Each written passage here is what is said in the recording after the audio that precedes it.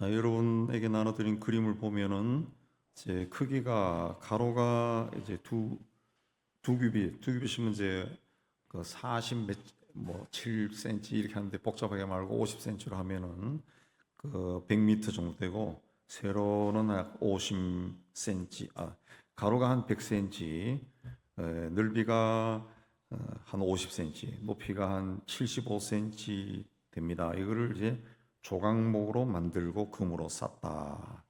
그 위에 그리고 순금으로 싸고 주위에 금태를 둘렀다. 금태 둘렀죠. 첫 번째 그림은 금태를 둘렀습니다. 그 주위에 손바닥만한 턱을 만들었다. 이 턱이 이제 두 번째 그림에는 턱이 또 분명히 나타나죠. 그 주변 턱 주위를 금으로 태를 만들었다. 태를 만들었죠. 보이죠? 턱이. 그것을 위해서 금고리 넷을 만들고 그 네 발이 모퉁이 꼭대기에 달아가지고 턱 곁에 붙여라. 그래서 이제 괴를 깨는 겁니다. 그리고 조각목으로 채를 만들고 금으로 싸라. 상을 이것으로 맬 것이니라. 매는 쉽게 얘기하면 막대기 두 개가 만들어진 겁니다. 그리고 대접과 이 대접이라고 하는 것은 두 번째 그림에 빵 있죠. 빵 밑에 대접이 있죠. 오른쪽에 세 번째 그림에도 대접이 좀 잘 나와 있습니다. 그 대접과 숟가락은 이제 유향을 뜨는 겁니다. 그리고 병이 있고 붓는 잔이 있습니다. 잔, 이 주전자 같은 게 있고 그다음에 요 작은 컵 같은 게 있죠. 병이 있다 그랬습니다. 자, 이걸 보면서 이제 말씀을 드리면은 여기 진설병에는 이 떡을 12개씩, 12개 떡을 6개씩 두 줄로 놓았습니다. 그리고 그 떡 위에 여기 저 잔이 올라와 있죠. 컵이 있습니다. 유향을 두었다. 그랬습니다. 유향을 두었다. 그래서 이건 이제 레위기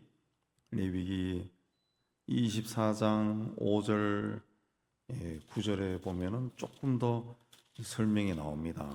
24장 5절 9절을 보면은 너는 고운 가루를 가져다가 이 떡 12개를 굽되 각 덩이를 10분의 에바로 하여 요압 수밀 상 두 줄로 한 줄에 6씩 진설하고 또 정결한 유향을 그 각 줄 위에 두어 기념물로 여호와께 화제를 삼아라. 기념물로 삼기 위해서 유향을 뒀다 그랬습니다. 기념물. 그러니까 그 유향은 하나님께 드려진 예물을 대표하는 겁니다. 대표하는 것. 소제를 드릴 때 고운 가루와 기름 위에 유향을 얹고 제사장이 그 일부를 불살랐다 그랬습니다. 그 쉽게 이야기하면은 이 유향의 뜻이 뭐냐 하면은 이 떡은 안식일마다 새 것으로 갈았습니다. 그리고 이전에 놓았던 이 12개 떡을 제사장들이 이 성소에서 먹었어요. 먹었습니다. 근데 먹을 때 제사장이 먹을 때 이 유향은 이제 하나님께 드리는 겁니다. 하나님께.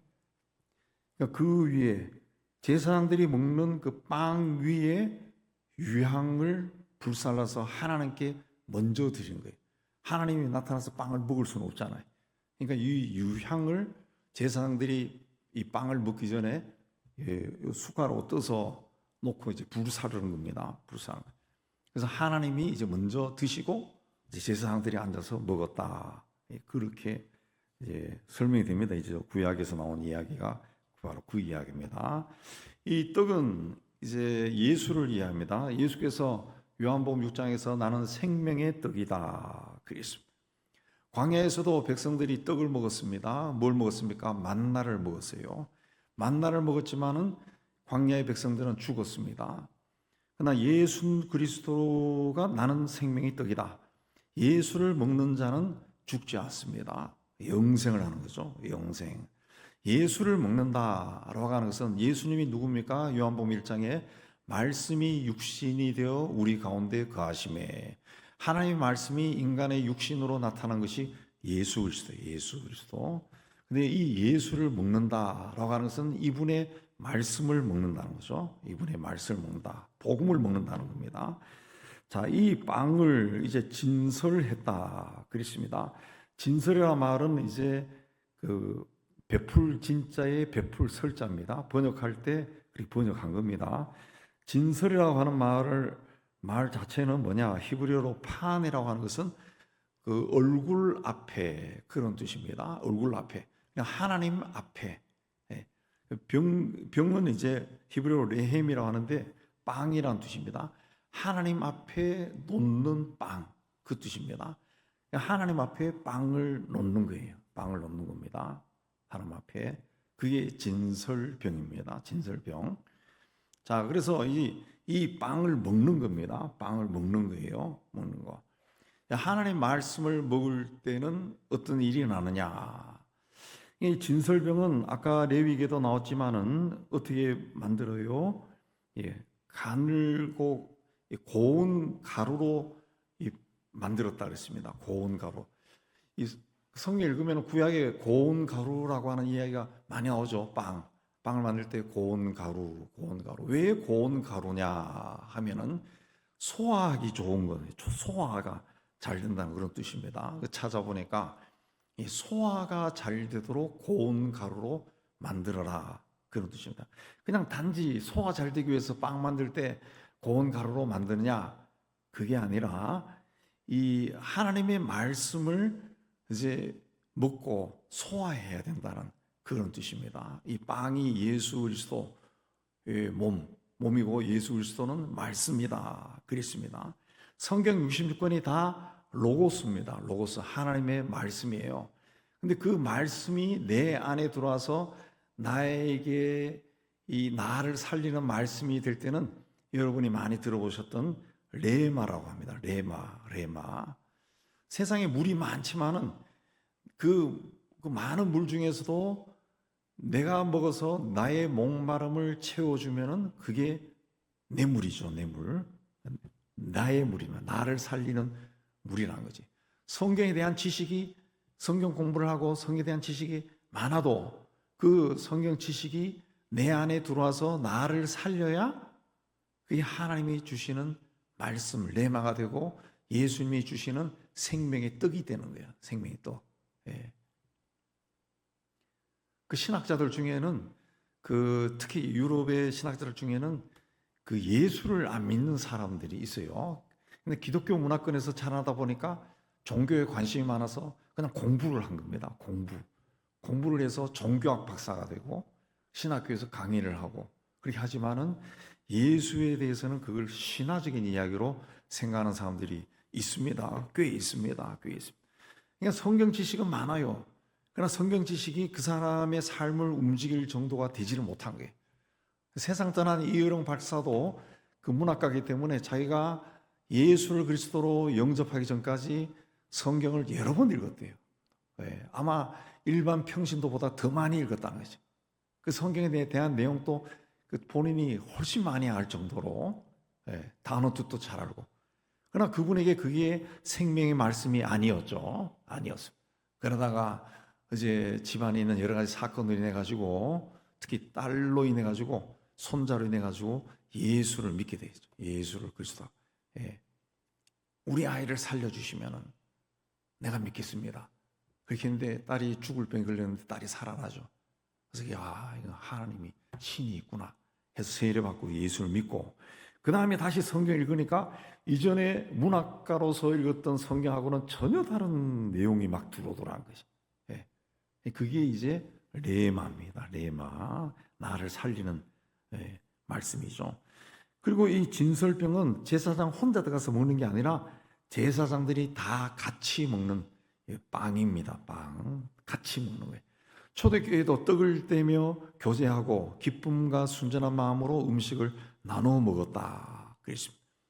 말씀은 그 많은 말씀 중에서 그 말씀이 나를 살리기도 하지만은 이 말씀은 공동체를 세우는 양식이 돼야 됩니다. 그러니까 기독교 공동체는 절대로 혼자서 이루어지는 게 아닙니다. 요새 그 코로나 이후에 이 또 복음이 또 이상하게 변질돼 가지고 제가 유튜브도 이렇게 보니까 나오더라고. 교회 굳이 안 다녀도 됩니다.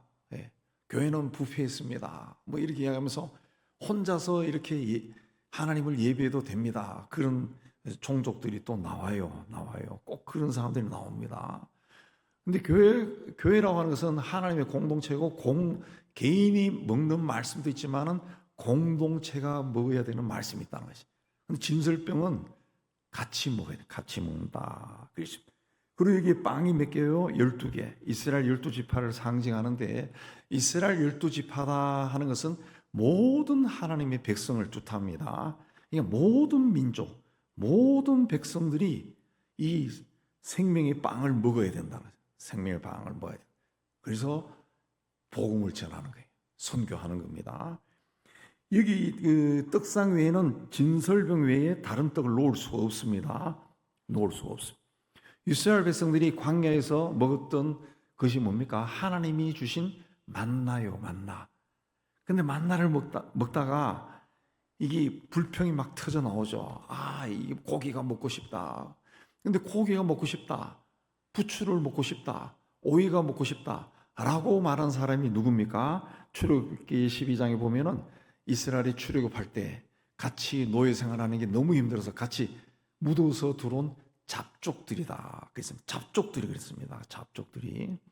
이스라엘 백성들은 하나님이 주시는 거니까 일단은 그걸로 먹었어요.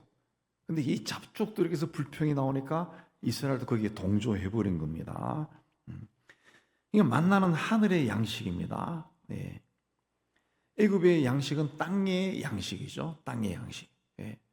그러니까 하나님의 집에는 세상 것이 섞여서는 안 된다는 거죠. 안 됩니다. 그러면은 반드시 인간의 욕망이 거기서 커지기 시작해. 하나님이 일을 할 때 세속적으로 자꾸 계산하면은 반드시 인간의 욕망이 들어가지고 이 이상한 방향으로 나가기 시작하는 거예요. 우리는 오직 진설병, 하나님 앞에 바쳐진 빵만 먹어야 돼. 빵만 먹어라.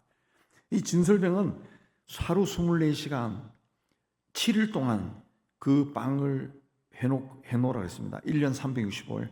늘 떡상 위에는 이 빵 12개가 있어야 된다라는 겁니다. 하나님의 말씀은 잠시도 우리를 떠나서는 안 된다라는 겁니다. 처음 만나를 접했을 때 출애굽기 16장에 보면은 이스라엘 백성들이 뭐라 그랬습니까? 먹어보고 꿀 섞은 과자 같다 그랬습니다. 꿀 섞은 과자 같다. 지금 우리가 먹는 과자도 아주 맛있다 그러면은 꿀이란 말이 들어가요. 꿀. 허니버터 한때 유행했죠. 꿀이 들어갑니다. 꿀 섞은 과자. 근데 시간이 지나가니까 이 만나를 어떻게 표현합니까? 민수기 11장에 보면 기름 섞은 과자다. 그랬어요. 막 비린내가 난다네. 비린내가 난다. 니글거려서 못 먹겠다는 거죠. 맛이 변한 게 아니라 똑같은 만난데 사람의 마음이 바뀐 겁니다. 왜 바뀌었어요? 말씀을 떠났으니까. 말씀은 날마다 새로워져야 되는데 날마다 새로워지지 않으니까 만나를 받고 날마다 감사하면 그게 꿀 섞은 과자로 계속 남아있는데 그렇지 않았다는 거죠. 진설병은 기름으로 반죽을 했습니다. 기름으로 반죽했습니다. 기름은 성령을 상징합니다. 성령을 상징합니다. 이 말씀은 성령으로 기록된 겁니다. 그리고 말씀을 읽을 때에도 성령의 감동을 받은 사람이 기록한 것이기 때문에 성령의 감동이 있을 때 말씀에 깨달음이 온다는. 그래서 성경을 읽을 때는 항상 성령의 도움을 구하면서 말씀을 읽어야 깨달음이 온다는 거죠. 깨달음. 마리아에게 천사가 나타나서 네가 잉태하여 아들을 낳을 것이다. 그러니까 마리아가 놀라서 나는 남자를 알지 못하는데 어떻게 아이를 낳을 수 있습니까? 그래서 천사가 성령이 너에게 임하시고 지극히 높으신 이의 능력이 너를 덮으실 것이다. 그렇게 합니다. 그래서 마리아가 주의 말씀대로 내게 이루어지이다. 그랬습니다. 처음에는 받아들이지 못했는데 성령이 임하자 말씀이 내게 이루어지기를 원합니다. 그랬습니다. 말씀은 성령과 함께 가야 하나님의 역사가 일어납니다. 또 이 떡상은 등대 빛 가까이에 있었어요. 등잔대 옆에 있었습니다. 등잔대 건너편에 있었죠. 오른쪽에 등잔대, 왼쪽에 떡상이 있습니다. 떡상이 떡 왼쪽에 등잔데 오른쪽에 떡상이 있죠. 그러니까 말씀은 그 성소에 들어갔을 때 이 등잔에 빛이 있기 때문에 환한 거죠. 말씀은 빛 아래에서 먹어야 된다. 빛 아래에서. 같은 이슬을 먹고 꿀벌은 꿀을 만들지만 뱀은 독을 만들어요. 똑같은 말씀을 들어도 성결한 마음으로 사모한 마음으로 들으면은 아멘이 나오지만은 어두운 마음으로 받으면은 이단이 생기고 아유 목사님이 오늘은 표적 설교하는 것 같아 라고 이렇게 불편한 마음이 생긴다. 불편함. 똑같은 말씀인데. 그 다음에 진설병은 뭐냐? 불에 구운 떡입니다. 아까 출애굽기 24장 5절에 보면은 나오죠. 출애굽기 24장 5절에 보면은 자, 너는 고운 가루, 아까 고운 가루로 반죽해서 하라고 그랬죠. 5절에 12개를 굽되 그랬습니다. 불에 구웠다 그랬습니다. 불에 구웠다. 불에 굽는다라고 하는 불에 구운 빵을 먹는다. 빵이 아까 말씀이라 그랬죠. 말씀을 먹는다 그랬습니다. 이 불이라고 하는 것은 성경에서는 연단을 이해합니다. 연단을 이해합니다. 욥이 물질을 잃어버리고 자녀가 죽고 건강을 잃어버리고 또 사람들로부터 비웃음 받고 친구들로부터 조롱받고 아내마저 자기를 저주하는 그런 온갖 시험을 다 통과했습니다. 예, 통과하면서 정말 자기가 태어난 날을 저주하고 막 그렇게 했지만은 훗날에는 그가 나를 단련하신 후에는 내가 정금같이 나오리라 그랬습니다. 그전에는 하나님을 그냥 귀로만 들었는데 하나님에 대한 소문을 들었는데 이제는 내가 눈으로 본다 그랬습니다. 눈으로 본다. 불에 구웠다라고 하는 것은 연단을 통과했다 그 말씀입니다. 하나님의 말씀이 내 안에 들어온 말씀이 그냥 내 안에서 그냥 은혜롭다로 이렇게 지나간 것이 아니라 내가 인생을 살아가면서 이런 일 저런 일 당하고 부모, 형제, 자매, 아들, 딸, 사업이나 이런 여러 가지 일들을 겪으면서 내가 가지고 있던 이 말씀이 때로는 하나님이 왜 이렇게 말씀했는데 왜 나에게 이런 일이 일어나요? 라고 원망도 하고 불평도 하고 막 괴로워하고 하면서 이 말씀이 내 안에서 막 연단이 되는 거예요. 그래서 이 말씀이 나에게서 이제 살아서 이제 움직이기 시작하는 거죠. 역사하기 시작하는 거죠. 그래서 그렇게 연단되면은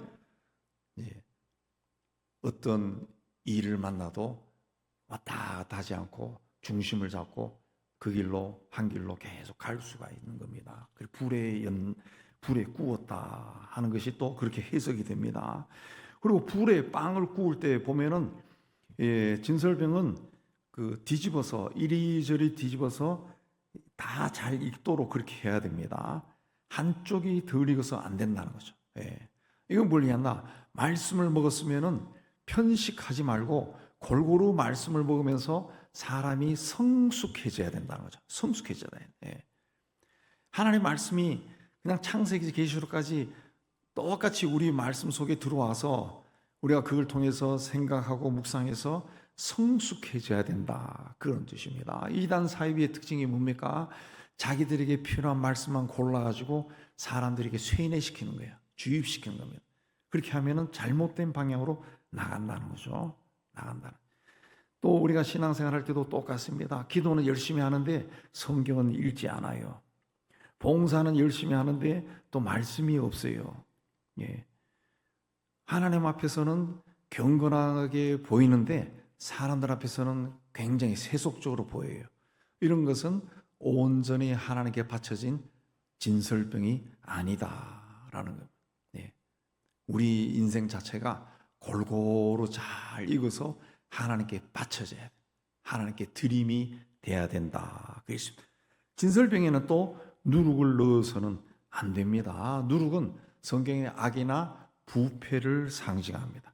복음은 철학이나 도덕이나 예술로 대체가 될 수가 없습니다. 순전한 복음 그대로야 됩니다. 순전한 복음 그대로예요. 예. 다른 이름이 없다는 거죠. 다른 이름. 이 종교다원주의가 일전에도 말씀드렸지만은 자꾸 그 선교하던 사람들이 만든 거예요. 나쁜 사람들이 만든 게 아니라 선교의 벽에 부딪힌 사람들이 그 종교다원주의가 거기서 나온 겁니다. 선교를 해보니까 힌두교 무슬림들이 선교하니까 이게 너무너무 안 되는 거예요. 너무너무. 그래서 그 연구를 그들의 이 사람들은 왜 이 종교를 믿느냐라고 연구를 해보니까 꼭대기는 다 똑같은 것 같아. 그러니까 길은 달라도 목적은 하나다. 그게 종교다원주의가 돼버린 거죠. 돼버린 거죠. 근데 그거는 인간이 인간적으로 생각해서 나온 그 사상일 뿐이에요. 예. 왜? 인간은 내가 평생을 바쳐서 힌두교나 무슬림들의 전도했지만은 이 사람들 하나도 안 믿었다. 그럼 당신이 하는 일은 그거야. 그걸로 끝난 거예요. 끝난 거예요. 끝난 거예요. 저드슨이 버마에 들어가서 미얀마에 들어가서 30년 동안 복음을 전했는데 한 명 예수를 믿어 세례를 줬다 그래요. 근데 그 후에 그 저드슨의 이야기를 듣고 그 다음에 들어갔던 그의 후배들을 통해 가지고 수많은 사람들이 예수를 믿는 역사가 일어난 거거든. 그러니까 무슬림들에게 복음이 전해지지 않는다. 힌두교인들인데 복음이 전해지지 않는다. 그렇게 해서 다원주의가 나오고 막 이렇게 하고 했지만은 그러나 오늘 우리 시대는 선교사 가서 예수 믿으세요. 그렇게 말하지 않아도 무슬림들이 스스로 당신이 믿는 예수는 누굽니까? 힌두교인도 당신이 믿는 예수는 누굽니까? 물으면서 나온다잖아요. 왜? 그 사회 체제 안에서 살아보니까 내가 그렇게 믿는 종교가 너무 악한 거야. 너무 악한 거야. 사람을 막 짐승처럼 죽이고 너무너무 악한 거야. 기도 안 하면 두들겨 패고 재산 뺏어가고 힌두교도 마찬가지거든. 예. 사회적인 계급이 얼마나 많습니까? 숨을 쉴 수가 없어요. 그러니까 그 사회에 있는 사람들이 기독교로 나오는 거예요. 교인들. 그래서 인도의 힌두인들 가운데서 기독교인이 제일 많은 계급이 천민 계급이라 그러잖아요. 제일 밑바닥 계급. 예. 밑바닥. 그 사람들이 기독교인이 된다 그러잖아요. 기독교인. 그러니까 그 하나님의 때가 되면은 일어나는 거예요. 그걸 인간이 자꾸 어떤 인간적인 잣대로 이야기해서는 안 된다. 그렇게 하다 보니까 다툼이 일어나는 거죠. 다툼이. 누룩이 들어오는 겁니다. 누룩이 들어. 그 다음에 또 진설병은 거룩한 곳, 성소에서 제사장들이 먹었다.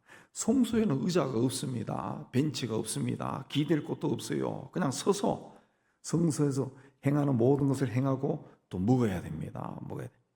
그러니까 이 말씀을 먹는다라고 하는 거, 하나님의 말씀을 먹는다라고 하는 것은 먹고 만족하기 위해서 먹는 게 아니라 일하기 위해서 먹는 거예요. 살아가기 위해서 먹는 겁니다. 우리는 먹기 위해 사는 것이 아니죠. 어느 날 보니까 내가 사람으로 세상에 태어난 겁니다. 살기 위해서 이제 먹는 거지 먹기 위해서 하는 게 아니라 살기 위해서 먹는 겁니다. 살기 위해서 먹는 거예요. 예. 얼마 전에도 친구들 만나니까 제 또래 되는 사람들 다 비슷한 말 하는데 이제는 뭐 별로 이렇게 세상에 대한 소망이 점점 없어지는 것 같아. 왜? 먹을 거 다 먹어봤다는 거죠. 먹을 거 다 먹어봤다. 예. 안 먹어본 거 손으로 꼽을 정도로 다 먹어봤다네. 다 먹어봤어요. 다 먹어. 가볼 것도 대충 다 가봤어요. 또 할 것도 다 해봤어요. 특히 또 우리 목사님 같은 경우는 또 하나님께 나름대로 충성스럽게 다 해보고 성경도 공부 많이 해봤다네. 많이 알았다네. 그러니까 뭐 별로 아쉬운 것이 없다는 거지. 이제는 언제 죽어도 아멘하고 갈 수 있겠다. 그렇게 말하는 분들을 얼마 전에도 만나서 이야기를 들어봤는데 진설병은 거룩한 장소에서 먹는 빵입니다. 그냥 말씀이죠. 말씀. 그냥 말씀을 먹는 목적은 우리가 인간으로 살고 있기 때문에 인간답게 살기 위해서, 하나님이 인간을 창조하신 목적이 영광을 받기 위해서다 그러는데, 하나님께 어떻게 하면 영광을 돌리느냐, 그걸 알기 위해서 말씀을 먹는 거지. 이 성경 말씀 한 구절을 내가 인생의 좌우명으로 삼아가지고 성공하겠다, 이게 아니라는 거죠. 이게 아니라는 거죠. 하나님께서 나를 세상에 보내시고 어떻게 살기를 원하시는가, 그걸 알기 위해서 성경을 공부하고 그렇게 하는 거죠. 이게 하나의 어떤 그 수단이 되어버리면, 오늘날 뭐 성공적인 크리스찬의 삶 뭐 이런 것처럼 수단이 되어버리면은 그 말씀을 이상하게 되어버린다. 그 사람 속에서 이상하게. 그 다음에 안식일마다 새 것으로 갈았다 그랬죠. 안식일마다 정기적으로 말씀을 공급받아야 된다는 겁니다. 그리고 이 말씀, 이 떡상을 운반할 때는 거의 비슷합니다. 성전의 기구를 운반할 때 비슷한데, 제일 먼저 청색 보자기를 펴고 그 위에 모든 기구들을 얹고, 그다음에 홍색 보자기를 덮고 그 위를 해달 가죽으로 다시 덮고 체에 끼워가지고 어깨에 메고 갔습니다. 청색은 하늘, 생명을 상징한다 그랬습니다. 말씀은 생명입니다. 이 진설병 빵은 생명의 말씀이죠. 우리를 살리는 말씀이에요. 홍색은 피입니다. 피, 그리스도의 보혈입니다. 말씀은 그리스도의 보혈과 함께 있어야 됩니다. 함께 있어요. 십자가의 피가 없는 말씀은 생명이 없어요. 그래서 이단 사이비에는 아무리 하나님의 말씀을 자기들이 말씀이다 하고 가르쳐도 거기에는 그리스도가 없어서 생명이 없어요. 그래서 잘못된 길로 간다. 잘못된 길로 간다. 그리고 이 진설병을 운반할 때는 이 빵을 다시 따로 걷어가지고 포장하고 가는 게 아니라 그대로 갔다는 거죠. 그대로 갔다. 하나님의 말씀은 집에 누워 있을 때든지 걸어갈 때든지 뭘 할 때든지 항상 있어야 돼. 우리와 함께 움직이는 겁니다. 움직이는. 해달 가죽으로 마주목으로 덮었다라고 하는 것은 하나님 말씀이 가는 곳은 항상 승리한다, 그 뜻입니다. 승리한다. 그리고 떡상을 어깨 메고 가세요. 어깨 메고. 어깨 맨다라고 하는 것은 헌신이 필요하죠. 수고를 해야 됩니다. 네 사람이 수고를 해야 됩니다. 그 말씀을 전하는 일은, 말씀과 함께하는 것은 수고가 있어야 되고 헌신이 있어야 된다 그랬습니다. 여러분이 아마 매일 맥체인 성경 읽기표로 집에서 성경 읽는 분들이 있을 거예요. 그 읽기 위해서는 본인이 시간을 떼어놓고 그 시간에 헌신을 해야 돼요. 그리고 수고도 있어야 돼요. 30분, 1시간 동안 집중해서 계속 읽고 이것이 무슨 뜻인가 해야 된다. 바울이 복음을 전할 때 그냥 벤츠 타고 다니면서 예수 믿으시오 그렇게 하지 않았습니다. 매를 맞고 감옥에 갇히고 굶주리고 추위에 떨고 배 타고 가다 배가 부서지고 파선하고 강도도 당하고, 그야말로 수고와 헌신을 통해 복음이 전해진 겁니다. 이 분향단은 넓이가 가로 세로 각 1규빗, 높이는 2규빗이다 그랬습니다. 나와 있죠. 우리 첫 번째 그림에 나와 있습니다. 네 모퉁이에 뿔이 있고 금태가 있고 금고리가 있고 채가 있습니다. 아침 저녁으로 등불을 정리할 때 향을 피웠고, 대속죄일에는 분향단 뿔에 1년에 한 번 피를 발랐다 그랬습니다. 이 분향단은 그 옆에 밑에 그림의 제사장이 향을 피우고 향 연기가 올라가는 것이 나옵니다. 이거는 이제 분향단에서, 이 분향단은 기도를 상징합니다. 계시록에서 향은 성도들의 기도다 그랬습니다.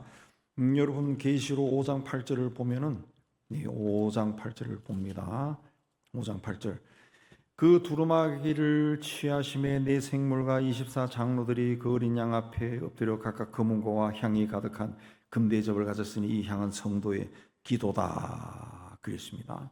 그 다음 8장 3절 5절. 또 다른 천사가 와서 제단 곁에 서서 금향로를 가지고 많은 향을 받았으니 이는 모든 성도의 기도와 합하여 보좌 금제단에 드리고자 함이라. 향연이 성도의 기도와 함께 천사의 손으로부터 하나님 앞으로 올라가는지라. 천사가 향로를 가지고 제단에 불을 담아다 땅에 쏟음에 우레와 음성과 번개와 지진이 나더라. 그랬습니다.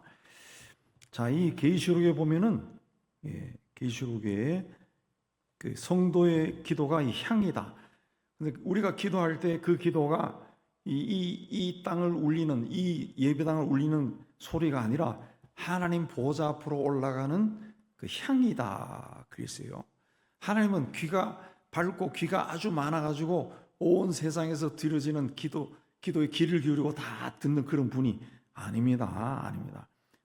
오늘 말씀에 통해 보면은 우리가 기도할 때 천사들이 하늘에 있는 분향단의 향로를 가지고 내려가서 성도들의 기도를 담아가지고 하나님 보좌 앞에 있는 분향단에 쏟게 했다 그랬습니다. 그래서 땅에 있는 분향단과 하늘에 있는 분향단이 연결되는 거, 이게 이제 기도고 거기서 응답이 이루어지는 겁니다. 그래서 달리 표현하면은 성도들이 기도를 시작하면은 하나님이 천사들을 집합시키는. 그래서 이 성도가 기도를 열심히 하면은 천사가 하늘과 땅을 왔다 갔다 하느라고 굉장히 부지런히 움직여야 되고, 하나님은 거기에 대해서 그 응답하느라 바쁘고, 마귀는 그 기도를 방해하느라고 바쁘다라고 하는 유명한 이야기도 있습니다. 분향단은 기도하는 단이라는 거죠. 그러면 어떤 기도가 응답받는가? 어떻게 하면은 기도가 기도에서 끝나지 않고 응답받느냐 하면은 믿음으로 드리는 기도입니다. 믿음으로. 조각목을 금으로 쌌다라고 하는, 금이 뭐라 그랬어요? 믿음을 상징한다 그랬습니다. 우리는 연약하고 부족합니다. 그런데 연약하고 부족한 인간이 믿음으로 쌓일 때, 덮일 때 하나님께 나아갈 수 있다는 거죠. 하나님께 나아갈 수 있다. 그래서 믿음으로 하는 기도가 응답받는 거죠. 그리고 분향단이 정사각형입니다. 네모 반듯합니다. 이 네모 반듯하다라고 하는 것은 내 욕망을 실현하는 수단이 아니라 하나님의 뜻에 나를 맞추라는 그런 뜻입니다.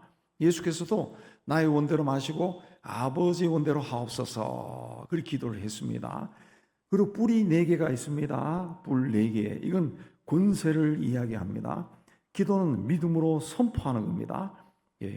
믿음으로 구하는 사람은 그냥 주시옵소서만 하는 것이 아니라 하나님의 자녀로서 선포해야 돼요. 담대하게 선포해야 돼요.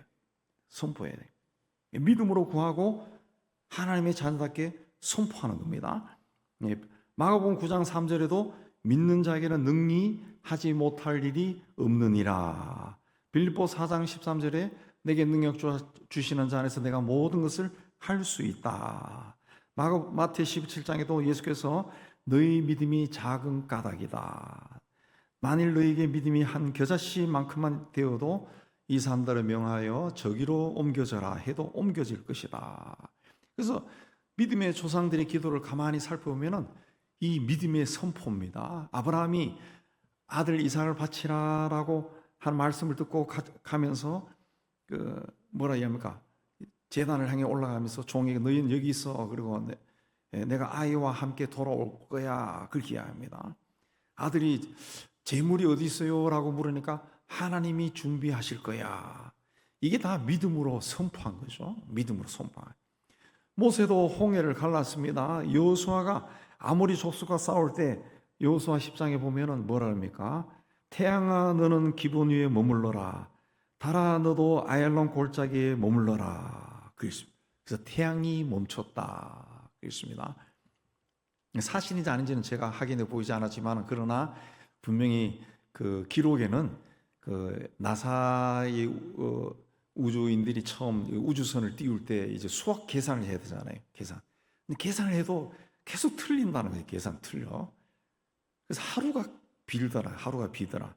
그래서 이게 그래서 아무리 안 풀려가지고 고생하다가 누군가가 이 성경에 그런 말이 있다. 그렇게 해서 이제 그 시대를 이제 추적해가지고 수학으로 계산에 들어가니까 그때 이 태양과 달이 하루가 멈췄다. 하루가 비더라. 그 유명한 그 이야기에 있습니다. 실화입니다. 실화. 예. 베드로와 요한 또 그랬죠. 40년 된 안전뱅이를 일으켰습니다. 그러니까 믿음으로 기도하는 이 기도가 이제 자꾸 쌓이고 쌓이면은 그 믿음의 기도가 권세로 선포하는 기도로 바뀝니다.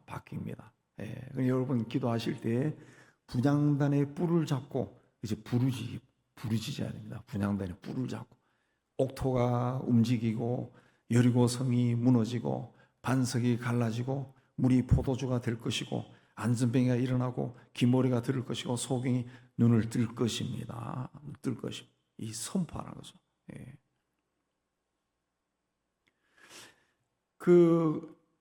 이 제사장만이 성소 안에 있는 분향단에 나갈 수 있었습니다.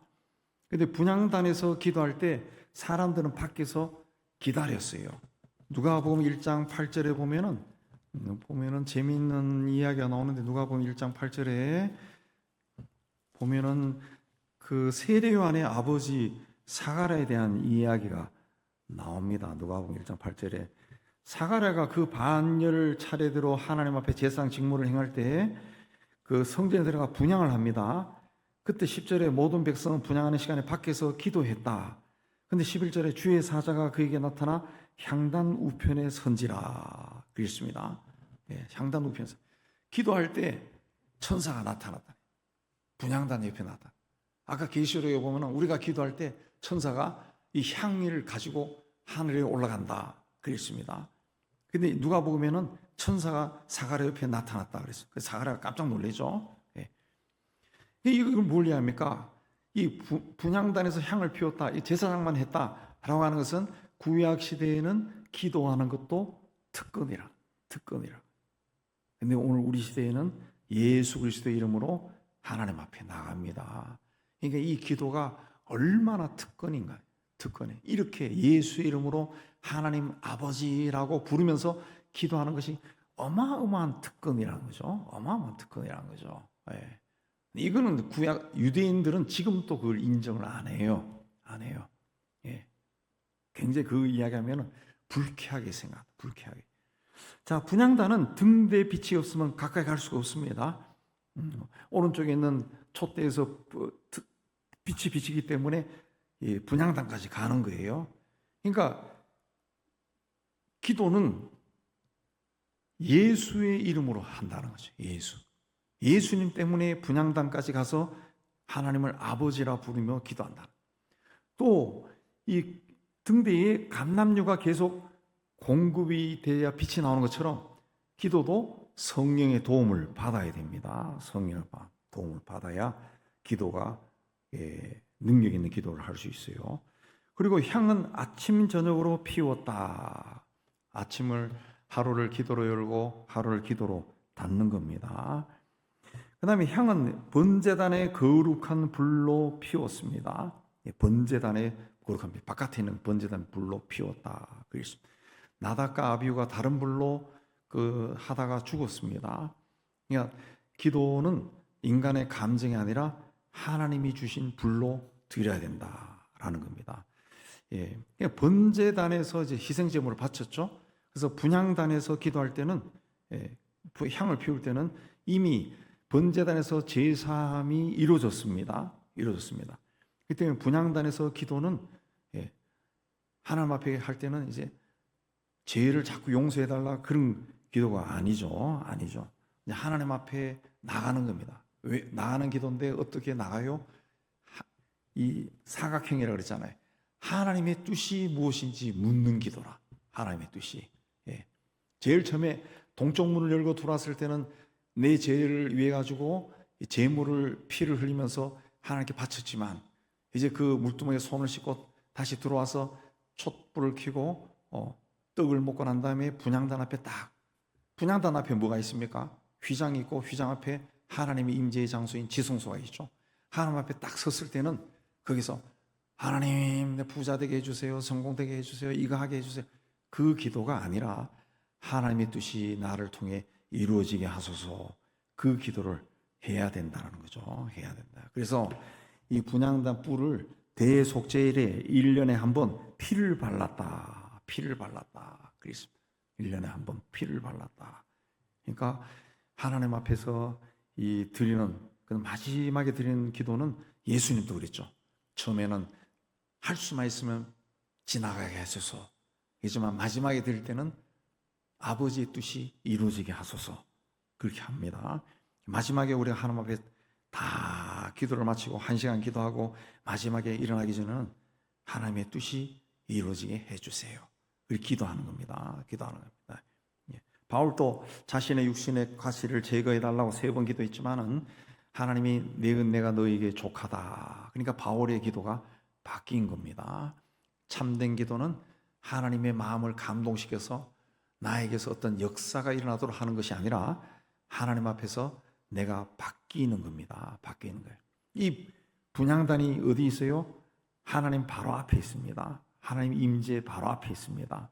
속죄소, 법궤 바로 앞에 있습니다. 바로 앞에. 그러니까 기도가 하나님의 임재 앞에 서는 거예요. 서는 거예요. 그래서 예수께서 우리에게 하나님께 기도할 때 하늘에 계신 우리 아버지여 이름이 거룩하게 하옵소서 라고 가르쳐 주신 것은 기도가 하나님의 임재 앞에 서는 거라는 거지. 그러니까 하나님 아버지 오늘도 어쩌고 저쩌고 이게 아니라 항상 기도할 때는 하늘에 계신 우리 아버지, 하나님이 누구냐? 전능자, 창조주, 나는 피조물, 먼지와 같은 자, 지금 또 죽으면은 가루로 변해버리고 흙으로 돌아갈 자. 거기서 이제 기도가 깨지기 시작하는 거죠. 그게 없으면은 왜 안 주십니까? 이거는 왜 이렇습니까? 막 따지고 흥분하고 가슴이 답답해서 와 그러고 막 울음이 터져나오고 막 그러는데 하나님이 임재 앞에 섰을 때는 하나님의 뜻이 이루어지는 것이 이루어지다 되는 거죠. 이루어지다. 그래서 야곱이 베델에서 기도하다가 하늘 사닥다리를 보고 사도 요한은 반모섬에서 기도하다가 계시를 보고 그렇게 하는 겁니다. 하나님의 앞에서 하는 것이 이 기도입니다. 기도, 분향하는 겁니다.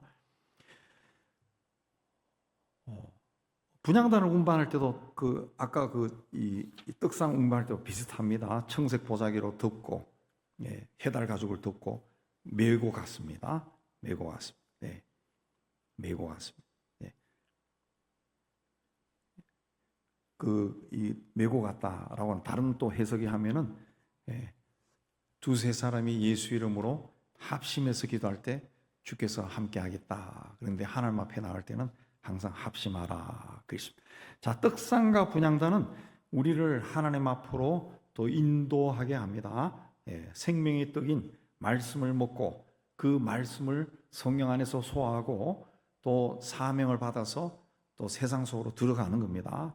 그리고 말씀으로 새롭게 된 사람들이 분향단 앞에 서서 기도하는 겁니다. 기도하는 겁니다. 말씀이 없는 기도, 기도가 없는 말씀 다 생명이 없습니다. 그래서 말씀을 먹고 하나님 앞에 나가서 기도할 때 하나님의 놀라운 능력이 우리에게 임할 줄로 믿습니다. 그래서 이제부터는 하나님 말씀과 함께하면서 하나님의 능력 있는 기도의 사람이 되고 성숙한 그리스도인이 되기를 주의 이름으로 축복합니다.